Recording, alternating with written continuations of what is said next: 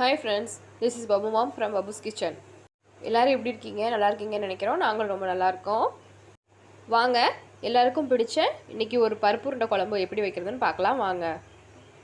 பருப்பு உருண்டை குழம்பு செய்ய தேவையான இன்கிரிடியன்ட்ஸ் 3/4 கப்பு துவரம் பருப்பு, 1/4 கப் கடலை பருப்பு, 2 தக்காளி, ஒரு பெரிய வெங்காயம், இது 3 சில்லு தேங்காவை நான் அரைச்சி எடுத்து வச்சுருக்கேன், 3 டீஸ்பூன் குழம்பு மிளகாய்த்தூள். இப்போ பாருங்கள், பருப்பு நல்லா ஊறிடுச்சு 1.5 மணி நேரம். இதை அரைச்சி எடுத்துக்கலாம் வாங்க.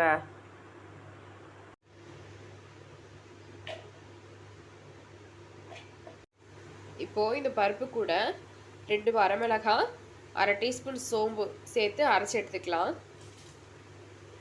பருப்பு உருண்டை குழம்புக்கு பருப்பு நல்லா கொரன்னு அரைச்சி எடுத்துக்கோங்க.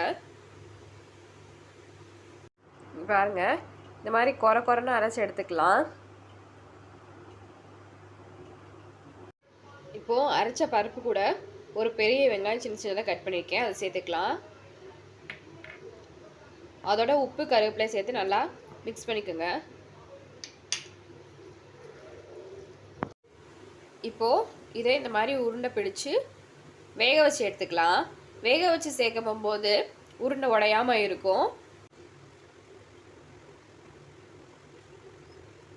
பாருங்கள், எல்லா மாவையும் இந்த மாதிரி உருண்டை பிடிச்சி வச்சுக்கோங்க. கடைசியில் கொஞ்சம் மாவு மட்டும் உருண்டை பிடிக்காமல் வச்சுருங்க. இது எதுக்குன்னு நான் அப்புறம் சொல்கிறேன். வாங்க இப்போ ஸ்டவ் ஆன் பண்ணி சட்டி வச்சு எண்ணெய் விட்டுக்கலாம். எண்ணெய் காஞ்சிருச்சு. இப்போ கடுகு சீரகத்தை சேர்த்துக்கலாம். சேர்த்துக்கலாம்.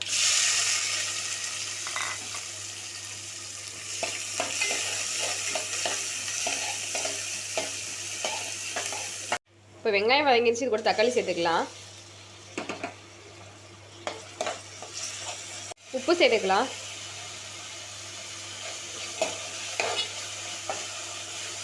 வெங்காயம் தக்காளி நல்லா வதங்கிடுச்சு. இதோட குழம்பு தூளை சேர்த்துக்கலாம்.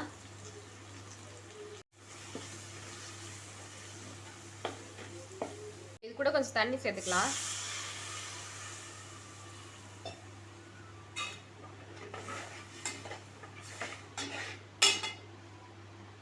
இப்போ நம்ம உருண்டைக்கு மாவு பிடிச்சது போக மிச்சம் மாவு இருந்துச்சு இல்லையா பருப்பு, இது இந்த குழம்போடு சேர்த்துக்கலாம்.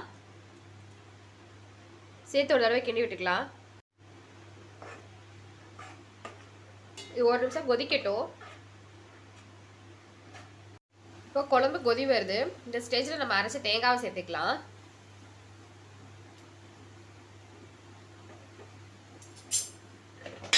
கிண்டி விட்டுக்கோங்க. இது ஒரு கொதிச்சு வரட்டும்.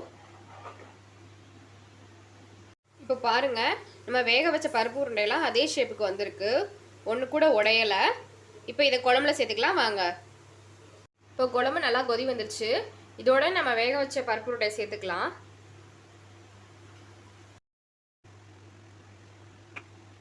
இப்போ எல்லா பருப்பு உருண்டையும் சேர்த்தாச்சு. இதை அப்படியே கிண்டாமல் அப்படியே மூடி போட்டு ஒரு 5 நிமிஷம் வேக வச்சு எடுத்துக்கலாம். இப்போ பாருங்கள், குழம்பு நல்லா கொதிச்சு வந்துருச்சு. பருப்பு உருண்டையும் நல்லா வெந்துருச்சு. இப்போ சூப்பரான ஒரு பருப்பு உருண்டை குழம்பு ரெடி ஆயிடுச்சு. பாருங்கள், நீங்களும் இந்த மாதிரி உங்கள் வீட்டில் பருப்பு உருண்டை குழம்பு செஞ்சு அசத்துங்க. தேங்க்யூ ஃபார் வாட்சிங்.